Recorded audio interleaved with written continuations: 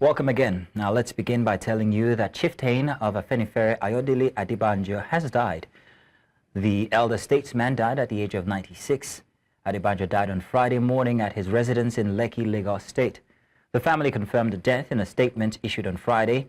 The family also disclosed that consultations are ongoing with Adebanjo's friends, associates and various interest groups across the country and beyond to finalize plans for a befitting funeral. According to the statement, details of the funeral arrangements will be announced in due course, adding that a condolence register has been opened at his residence in Lagos and his country home in Isanyagbo near Ijebu-Ode, Ogun State. And in a related development, the Kano State Governor Abba Yusuf has expressed deep sorrow over the death of Amadu Zago, the managing director of the Kano State Refuse Management and Sanitation Board, who died at the age of 74. Popularly known as Dan Zago, he passed away in the early hours of Thursday at the Aminu Kano Teaching Hospital after a prolonged illness. Zago was described as a dedicated public servant, a master political strategist, and a business mogul who significantly influenced Kano's political landscape over the last 5 decades. And now to security matters. U.S. Congressman Scott Perry has accused USAID agency, United States Agency for International Development, of funding terrorist organizations, including Boko Haram. Now, Perry, a Republican representing Pennsylvania, made the claim during the inaugural hearing of the subcommittee on delivering on government efficiency. Perry further cited USAID's report funding of $136 million for building 120 schools in Pakistan, alleging that there was zero evidence of the schools' constructions. Now, U.S. President Donald Trump has previously called for the closure of USAID, accusing the agency of corruption in a post on his Truth Social platform. The move is part of Trump's drive to shrink the U.S. government. Now, here are a few things to note about the agency. USAID is the main U.S. agency that provides foreign aid. Its works includes humanitarian aid, economic development, and education. It was established by President John F. Kennedy in 1961 to combine several foreign aid programs and organizations. USAID has missions in over 100 countries, mainly in Africa, Asia, Latin America, the Middle East, and Eastern Europe. USAID is one of the world's largest official aid agencies.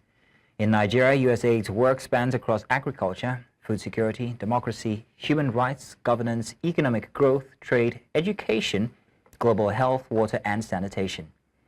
Melissa Jones is the USAID Nigeria Mission Director. Who gets some of that money? Does that name ring a bell to anybody in the room?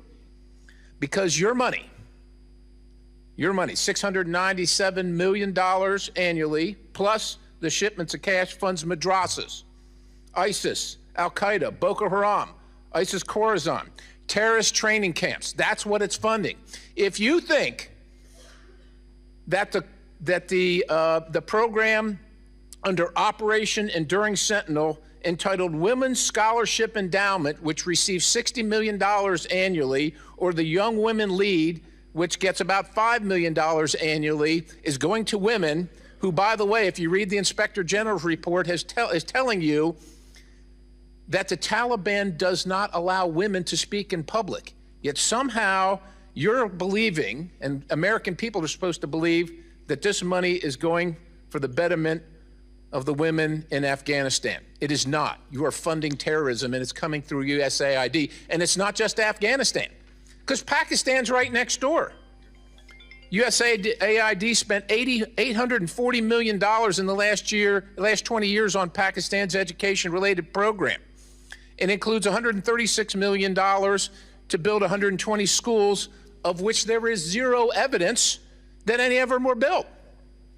Why would there be any evidence? The Inspector General can't get in to see them. But you know what? We doubled down and spent $20 million from USAID to create educational television programs for children unable to attend the physical school. Yeah, they can't attend it because it doesn't exist. You paid for it. Somebody else got the money. You are paying for terrorism. This has got to end. I yield, Mr. Chairman.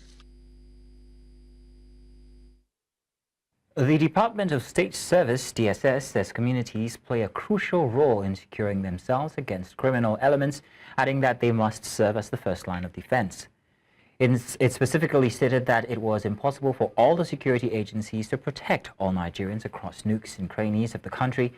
Oluwatosin Ajayi, the Director General of the Secret Police, stated this in Abuja when he spoke at the maiden annual lecture of the National Association of the Institute for Security Studies.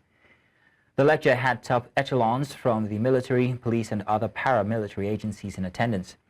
The DSS boss recounted historical instances where communities successfully defended themselves against insurgents, particularly in Azare and Tafawa Balewa in Bauchi states. Now to discuss this, we're joined by security analyst, the MD Executive Guards Limited, Dr. Edinen Usoro. Dr. Edinen, you're welcome. Thank you very much for joining us this afternoon. Good afternoon. Grand. Now, so let's start by asking what strategies should be employed to engage communities and encourage them to actually take ownership of the security. I think it's really difficult because it's like a complete turnaround by government. Now, if you're asking the communities to be prepared to defend themselves, the question is, what has changed? How do you want them to defend themselves? Because is it with their bare hands, with sticks, or you expect them to organize themselves, get some arms and ammunitions, at least the traditional side, whether you want them to form hunters group that will be loyal to the communities and then fight this insecurity. I think the DG needs to speak more, because we know that in the recent past, even the little arms for hunting that people used to have, there was a time government said, oh, they're no more issuing that. So when this kind of statement comes, it's a big statement. So that's one side. But I know that with what is going on, the communities need to be engaged, and I think the right time is now. But not just general statement. The communities need to be brought in by government and then given specifications on what they can do to take ownership. But not just telling them, oh, go ahead and defend yourself. Well, of course, you know what that will result into. Maybe total chaos or anarchy.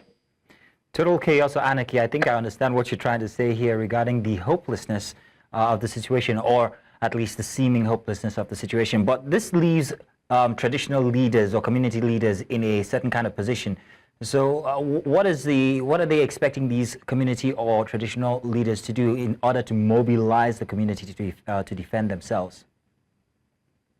Unfortunately, just I know that you know too, that our community leaders, traditional rulers, have really nothing, no authority, no power, when it comes to the security of their local areas.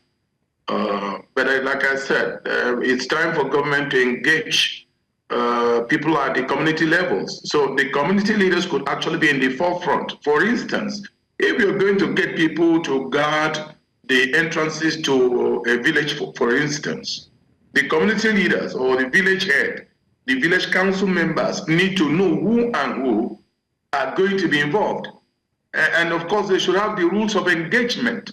For instance, if you arrest somebody coming into our community, and then you get the person, ask the person, maybe somebody you suspect, you have some reasonable grounds to suspect the person. Don't start by lynching the person. Don't start by beating the person to make the person to tell you what you want to hear. Oh, I'm a terrorist or whatever. They should be able to get some people, maybe in the village or in the community, get their details, get their identities, get their particulars, maybe get guarantors for each of them, even though they are members of that same community. For instance, somebody can guarantee his own son. A community leader can guarantee his own son or his own cousin or whatsoever. So when you have these details, then you now give them the rules of engagement. Don't kill anyone you see in the name of providing security, which is what we have in most of the time. You hear vigilante people, somebody is caught with a tuber of yam, and not really what we're fighting for. And then they will lynch the person, set the person on fire, and all that. So, but there should be, people should be organized into groups that are identifiable, that you can also work with the police or with the local authorities, maybe at the local government level, and then these people, there should be rules of engagement. There should be rules of engagement. Not my fear has always been, by the time you know it, somebody can be killed on the basis of he's not able to recite a particular verse of the Quran or the Bible, and so you say, okay, he's not one of us, and then you lynch him and kill him, or because the person is speaking a different language than ours, and then he's killed just like that, an innocent person. So there should be rules of engagement, but not just, oh, go take care, own up the security of your community. We need to sit down. They need to be a table discussion on this. So I understand what you're saying regarding the arbitrary nature of how a judgment could be passed if they were to be given these responsibilities. But then you also spoke about how regulation must be a part of it. This brings in training or capacity building programs. What kind could be provided to these communities to enhance their self-defense capabilities, and also how they're able to, or how they would be able to identify members of insurgent members? Yeah, number one, you've talked about capacity building. Outside the government security apparatus, somebody like me, of course, for instance, our company, you can train people on basic security awareness, basic threat assessment, basic intelligence sourcing, gathering, and then you can get this, like I said, if you are going to get a group of people in a particular community by community, you can train them in this basic security skills, and then of course the issue of how now, because you can't, someone is coming to kill you with an AK-47 and then you go there with a catapult or you go there with a stick. It wouldn't work. So now the discussion with government, like I said, a table discussion will be what level of weapons can these people be allowed to carry? Who will guarantee them? Who will guarantee them? But I know it's something that can be done, like I said, if the traditional rulers are allowed, given some little authority, they should be able to organize on their community level. And then, but anybody you're going to give, whether it's a double-barrel gun, whether it's a pump action gun, or whatever kind of weapon, there should be guarantees. Someone, of course, don't take those in the community who are drug addicts. Don't take those in the community that have been causing trouble, looting and causing problems in the community. Leaving your community to go to another one to cause problem, and then say you want to set up a security task force or whatever. The community leaders, the traditional rulers, should be able to get the best in their communities, then get them to acquire some necessary skills. Like I've said, you don't need to beat someone before you turn intelligence. You don't need to beat somebody before you get any information from the person. These are skills that are transferable. Well, Dr. Osoro, I want to say thank you very much for giving us your expert opinion on this afternoon. Thank you, sir. Thank you. God bless you. Now let's go on a quick break, and when we get back, CBN to sanction banks with ATM withdrawal limits below 20,000 naira. Details of this and more after the break. Stay with us. Welcome back. Now, President Bola Tinubu is currently in Addis Ababa, the Ethiopian capital, where he is participating in the 38th Ordinary Session of the Assembly of the African Union Heads of States and Government. Now, Special Advisor to the President on Information and Strategy, Bayo Onanuga, disclosed this in a statement signed in the early hours of Friday.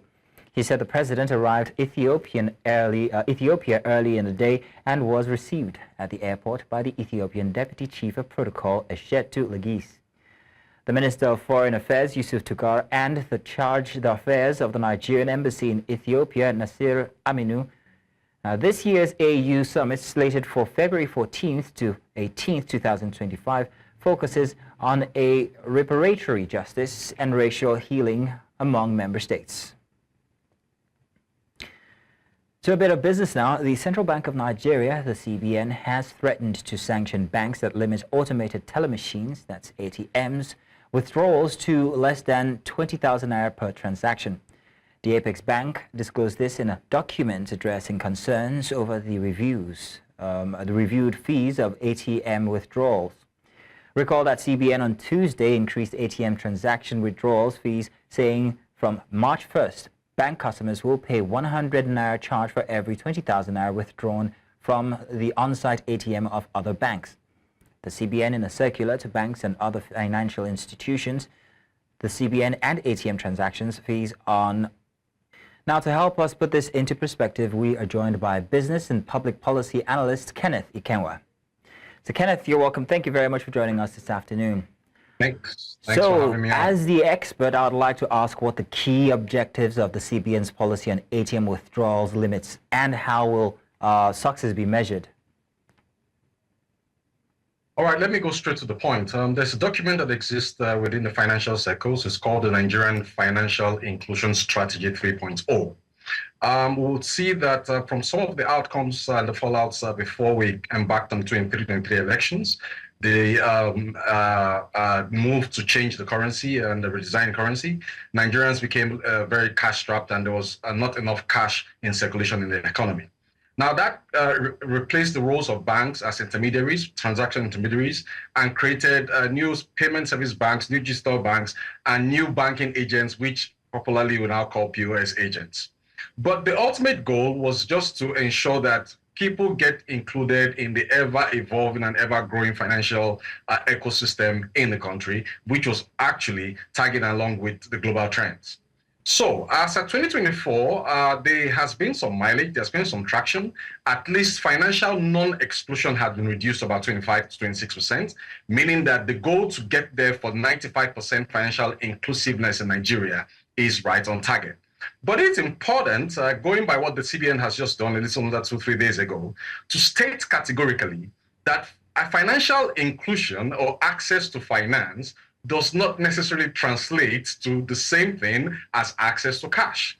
So if you are embarking on policies to increase people's access to cash, that doesn't mean there will be an improvement in the access to credit, which is important for people to run their businesses and fund the economy, access to pensions, micro pensions, access to other forms of financial products that will actually drive proper growth and development in the economy. So there is a need for us to guide the CBN. There is a need for us to also guide the policy formulators to actually say, are these policies meant to actually improve the exposure and the inclusiveness and the access to cash, or are they going to actually be attending to other financial products, which at the current stage we are as a transition economy, we must actually be working on. So people must have access to credit. People must have access to micro pensions. People must have access to other kinds of financial products, insurance, that will make life better for them and that will make it worth their while, actually carrying the Nigerian legal tender. So we must establish this. On the one hand, financial inclusion is being deepened, financial exclusion is being reduced,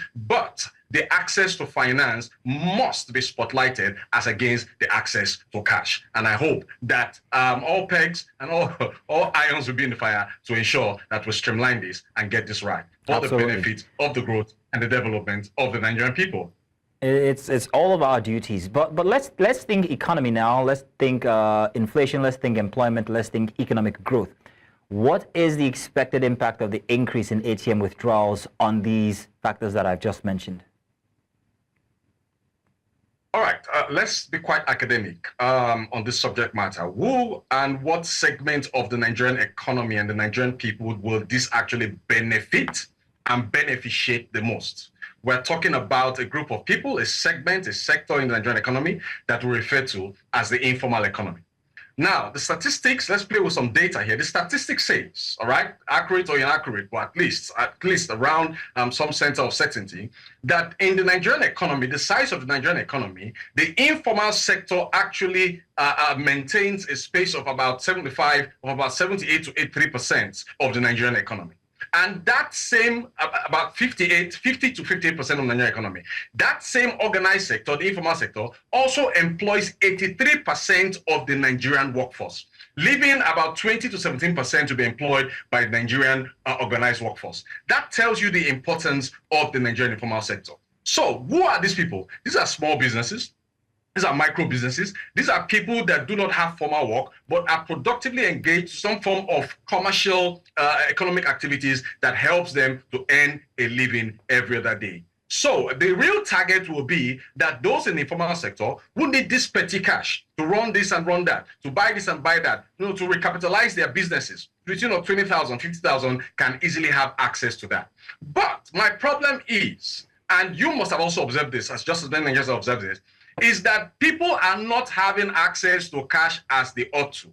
Because what happened in 2023 created a new set of intermediaries, which we'll call POS agents. I will have wanted a situation whereby the bankers and the chief bankers and the bank regulators will look into how we can reduce the interventions of POS agents, because these people have a way of getting money from these ATMs, getting money from banks, and going back to their different stores and reselling this money to Nigerians. So people are now used to patronizing POS agents as new intermediaries in the financial ecosystem as against going to ATM banks. So the question is, what will the central bank do about this contradiction?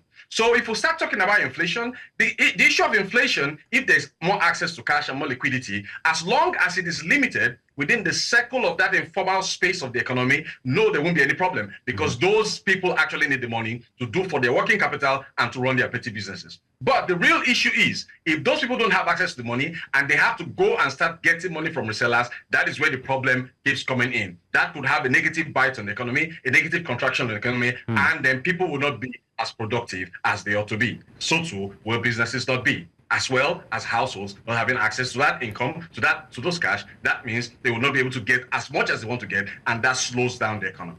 Oh, Kenneth, that was much more than just being academic. That was a lecture, but very nicely put. And your mention regarding the relationship between POS operators and banks, you did mention the word sell. Isn't it illegal to actually sell the Nigerian, to sell the Naira? Okay, for better want of expression, maybe we shouldn't say they are selling the Naira. But that's what it is. They are actually, in effect, selling it. I mean, if I need to get 10,000 Naira and you are telling me that my charges will be 300 Naira, and I still go to my ATM and I use the ATM for a particular bank which I bank with, and I'm able to collect the same 10,000 Naira free of charge. That means some form of transaction is taking place, and I have to part with some charges to be able to get that amount. So I don't know, maybe we shouldn't say sell. Maybe that could offend some parties or some sensibilities of some people. Maybe we should say the Naira is being traded away from, the regulated, to use the established quotas for actually trading the Naira. Well, Kenneth, whether you trade or you sell it, to use the Nigerian palace, you tie a rope to a goat or you tie a goat to the rope, it's still the same thing. But in any case, what are the potential... So if I have to be academic, I would say the Naira is being traded within the boundaries of Nigeria. That is a problem with the CBN, and I want Dr. Cardoso to address that, because those in the informal sector are being affected, as well as households. We're talking of microeconomics here, and not just macroeconomics. Yeah. Fairly well put. But what are the potential risks of this regulation? What are the challenges associated with the policy, and how can we, or how can the regulators mitigate these risks, if there are any risks or challenges? Well, I think my familiarity with the duties and the CBN Act and what the CBN has been doing in the last 10 years, I'll give them a pass back of at least above 50. What can they actually do to reduce the risk and mitigate the risk within the sector and reduce the fraud that you find very, very pertinent or very, very popular within the financial ecosystem, banking sector as it were? I think it's to do more regulation and to have more of this regulatory oversights and functions decentralized. But one important thing that I find as a lag in the regulatory oversight functions of the CBN is the fact that ordinary Nigerians and other stakeholders like yourself and myself may not be carried along in this bid to actually sanitize the system and do the housekeeping that the president did refer to on May 29 when he was sworn in Abuja. What am I talking about? I'm talking about a situation whereby ordinary customers like yourself or myself and the teeming millions of Nigerians out there who are not billionaires can have the access online real time as quickly as possible to report any form of customer maltreatment or any form of customer improper engagement that they experience with financial intermediaries, not just banks, be they POS agents, be they fintechs, be they digital banks. A lot of things are happening in the system. And it's important that we create the awareness of this. For instance, within the banking financial inclusion ecosystem, we have a couple of people that are running loan apps. And these people actually have their way of embarrassing Nigerians. And I did a study on that 2 years ago, where some Nigerians have even gone ahead to attempt to terminate, their breath, just because of the kind of embarrassments they receive from these loan apps and these loan sharks. So we need more regulation, we need more oversight, we need more people in the system, and we need more competitive intelligence gathering within that sector. Once that is done, and once stakeholders are engaged and stakeholders are allowed to have a say, I think we'll see a banking sector, banking system, an ecosystem that will be rating, at least across the world, if not in Africa, among the best 20 sectors in the global banking financial system. Well, Grant, Kenneth, thank you very much for joining us this afternoon. There's still pretty much plenty of time to go today, and I hear it's February 14th, so do enjoy it anyhow you wish. Thank you, Kenneth. Have a great day. Thank you. You too. Moving on now, Nigeria's National Petroleum Company Limited says that it is partnering with the nation's northern film industry, also known as Kannywood, to help champion its campaign against pipeline vandalism. The NNPC Limited, while meeting with industry players from the industry in Abuja, says the pipeline vandalism has reached an all-time high, thus the need for a more pragmatic approach to tackling. Now, Amadin Uyi tells us more on this.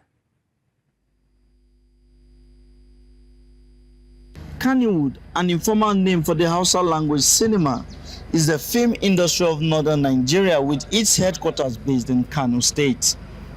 With the reach of Kannywood penetrating across not just 19 states of Nigeria's northern region, but across several countries in Africa, its importance as a formidable partner in effective information dissemination cannot be overemphasized. With this in mind, Nigeria's National Petroleum Company Limited is extending a hand of fellowship to players in the industry to support its enlightenment campaign against oil theft and pipeline vandalism. Kannywood plays a vital role in shaping the opinion of the people, especially in the northern part of our great country, Nigeria.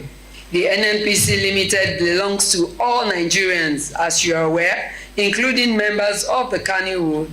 So it is crucial for the Kannywood community to have an interest in knowing how we run our businesses and operations. It is in this role as a commercial entity that NNPC Limited deems it necessary to hold this engagement so as to share ideas on how to move the nation's oil and gas industry forward. Kannywood is one of the very veritable stakeholders in the North.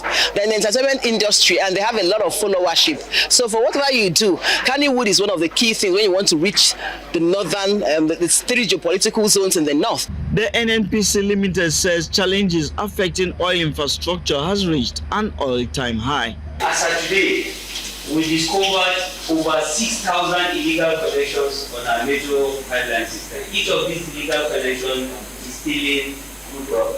The NNPC Limited says that it is hoping that this partnership can help extend its enlightenment campaign across the North, reaching millions of citizens under dangers of vandalizing their nation's oil assets. In Abuja for News Central, I am Amadin Uyi. To legal matters now, the Edo State Governorship Election Petitions Court has adjourned its proceedings to March the 3rd for parties in the petition to adopt their final written addresses. This comes as the All Progressives Congress closed its case after 4 witnesses testified to substantiate its claim of victory in the Edo governorship elections. Here our correspondent Joshua Marai was at the tribunal and brings us this package. The All Progressives Congress says that it has closed its case at the ongoing Edo State Governorship Election Petition Court, which is being held in Nigeria's capital, Abuja. This comes after the party presented 4 witnesses, despite its earlier promise to present 28 witnesses before the court. I haven't assessed the evidence of PDP, and they were supposed to call about 150 witnesses. They were only able to call just 19 witnesses. And I'm sure our lawyer believed that instead of helping them in their case, they decided to close their case because the evidence they brought up also has bettered our case. They could not prove their case. Now, what do you want the court to do? The court should perform magic for you? It's not possible. I tell you for free that this petition died on arrival. The People's Democratic Party, however, reacted to development at the tribunal. The APC had told us, the third respondent in this case, that they had 28 witnesses to tender before the tribunal. And the 4 of them that were brought yesterday helped our case to substantiate our prayers that there was overvoting and there was non-serialization of sensitive materials. And there's a sense in which the councils saw that the witnesses were helping the PDP and decided not to call any more witnesses. One of the counsels to the APC also aired the party's expectation on the tribunal's next course of action. Paragraph 46 of the first schedule of the Electoral Act for us to file our respectful addresses. The respondents will start first since we called the evidence. We'll be given 7 days. The petitioners will therefore have 5 days to respond. The respondents will have 3 days to reply on points of law. The petition has been adjourned to Monday, the 3rd day of March 2025 for adoption of our written addresses. Thereafter, the tribunal will give us a date for delivery of considered judgment. With the APC, PDP and the Independent National Electoral Commission having closed their cases at the tribunal, all eyes will now be on March the 3rd for the presentation of their final addresses. In Abuja for News Central, I am Joshua Imarai. The National Examinations Council has blacklisted 14 examination centers over allegations of examination malpractice. The 14 centers were identified in 2 southwest states, Ogun and Oyo. 10 centers were blacklisted in Ogun State, while 4 were blacklisted in Oyo State. NECO Registrar Professor Dantani Wushishi disclosed this on Friday at the Council's headquarters in Minna, Niger State, during a media briefing.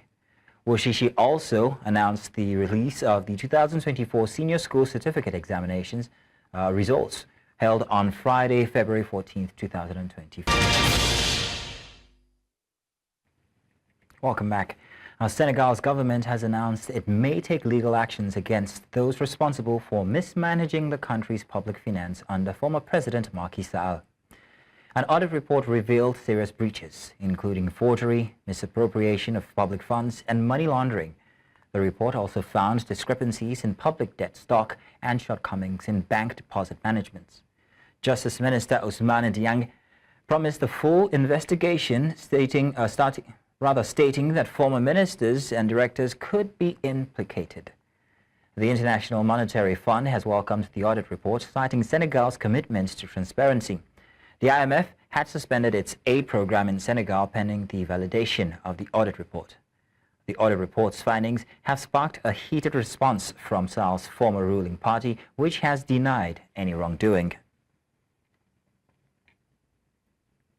L'exploitation de ce document a permis de relever qu'en dehors des taux anormalement élevés de la dette, des manquements graves qui pourraient revêtir diverses qualifications pénales ont été constatés. Il est envisagé, dans le respect strict des principes directeurs de la procédure pénale, notamment la présomption d'innocence, le respect des droits de la défense, le respect du principe du contradictoire, la mise en œuvre diligente de toutes les mesures judiciaires nécessaires à l'élucidation de ces faits, l'identification complète de tous les responsables de ces irrégularités et leur traduction devant les juridictions répressives compétentes. Le déficit budgétaire moyen annuel de 11,1% enregistré sur la période 2019-2023 et le niveau d'endettement atteignant 99,67% du PIB en décembre 2023 illustre la gravité des déséquilibres financiers accumulés ces dernières années. Je répète, ce qu'il faut retenir, c'est que ce rapport est une photographie fidèle de la situation financière du pays. Il confirme et valide les constats établis par l'Inspection générale des finances et met en lumière des insuffisances qu'il est désormais impératif de corriger avec rigueur et détermination. South Africa is mourning the loss of 14 soldiers killed in the Democratic Republic of Congo.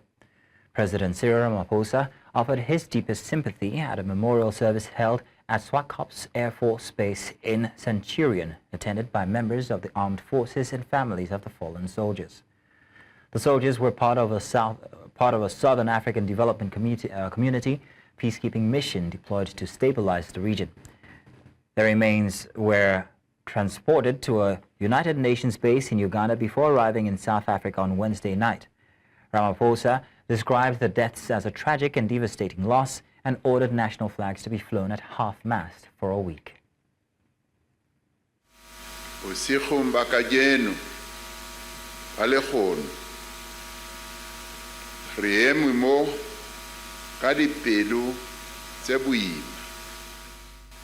Our nation is in mourning for these brave souls who lost their lives in defense of our brothers and sisters in the Eastern DRC.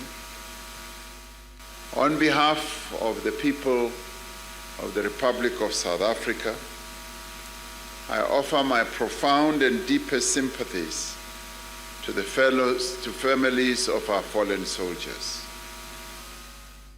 They lost their lives in defense of the defenseless.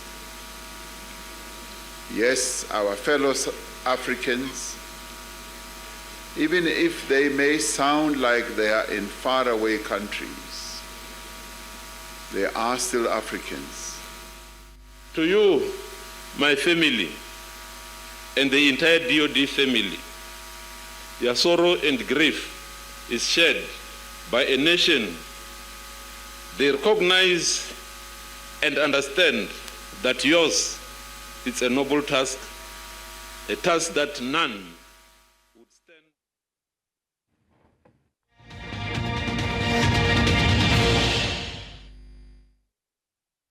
Now, President Donald Trump has outlined plans to impose reciprocal tariffs on U.S. trading partners, escalating the trade war. The new policy targets countries that charge high tariffs on American goods, with particular focus on the European Union, India, and Brazil. The tariffs will be tailored to each country's trade practices, with duties to be introduced as early as April. Although Trump acknowledged that this could raise domestic prices in the short term, he remains confident that the measures will ultimately reduce cost. Economists warn that the tariffs could increase inflation and slow economic growth, particularly as U.S. importers face higher prices. Critics argue that the move may violate World Trade Organization's norms, raising concerns about broader global trade instability. Whatever countries charge the United States of America, we will charge them. No more, no less. In other words, they charge us a tax or tariff, and we charge them the exact same tax or tariff. Very simple. In addition, we will make a provision for subsidies provided by countries in order to take economic advantage of the United States, which a lot of countries do, including our allies. Our allies, in many cases, are worse than our enemies in this, having to do with trade. You know what, Mr. President, because of these tariffs, who do you think voters should hold responsible? Oh, I think what's going to go up is jobs are going to go up.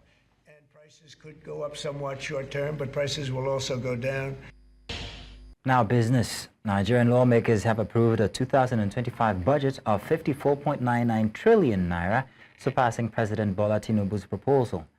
The budget prioritizes security, infrastructure, and living costs while addressing the USAID suspension to Nigeria's health sector amid ongoing economic reforms and a projected budget deficit of 1.52% of GDP.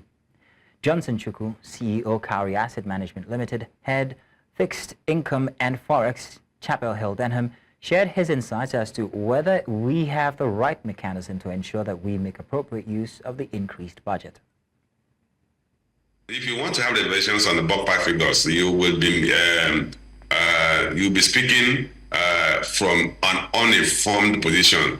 I first need to see a breakdown of what those statutory funds will be deployed. The National Assembly will now need to interrogate their budget to see what they are spending money on. It's only when you interrogate the different details, when you dive deep or do a deep dive into the breakdown of those expenditures, you can question or accept the importance or the necessity for those amounts. So, but what matters to me is at this point is the ballpark figures. One is that can we really generate revenues of region of about 40 trillion? The answer is no, based on our current fiscal framework. Are we likely to go to borrow more? How will that additional borrowing be funded? And what will be the impact of that additional borrowing? The fine details of who got what, we can only interrogate that when we have, if I have those details of how the funds will be deployed. But what I must not fail to mention that one of the bans of our budget execution is getting value for money. A lot of times we have talked about repetitive budgeting where figures are budgeted year in, year out. And then whether we have the mechanism to ensure that we start absolute and total value, appropriate value for the amount that the government is spending.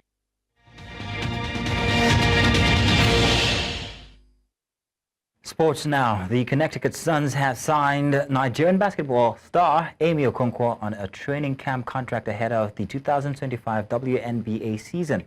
Okonkwo, who currently plays for Tango Bourges Basket in France, is averaging 12.8 points, 5.7 rebounds and 1.6 assists per game this season. She will compete for a roster point spot once she completes her campaign in France. The 27-year-old forward was a key player for the Tigress at the Tokyo Olympics, where she averaged 11 points per game.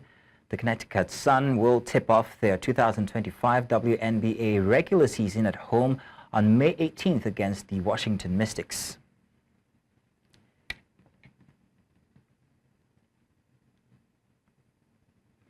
Bayern Munich midfielder Jamal Musiala has signed a contract extension until 2030. The 21-year-old has become a key player for Bayern and Germany, making nearly 200 appearances. Musiala, who is now one of Bayern's highest earners alongside Harry Kane at £25 million per season, sees a bright future with the club. His new deal reportedly includes a two-tier release clause starting at £175 million and dropping at €100 million in the final year. A former Chelsea Academy player, Musiala switched allegiance to Germany in 2021 and has since earned 38 caps. Musiala has scored 15 goals this season. And that's all this hour. But before we go, let's take another look at some of the major stories we brought your way. Chieftain of Afenifere Ayodele Adebanjo has passed on at 96. A U.S. Congressman has accused USAID of funding Boko Haram and other terror groups. We also told you that South Africa has mourned or is mourning 14 soldiers killed in DR Congo. Do remember you can watch News Central live on DSTV channel 422, Star Times channel 274, Avo TV, and of course on YouTube. Many thanks for watching. My name is Mazino Pio.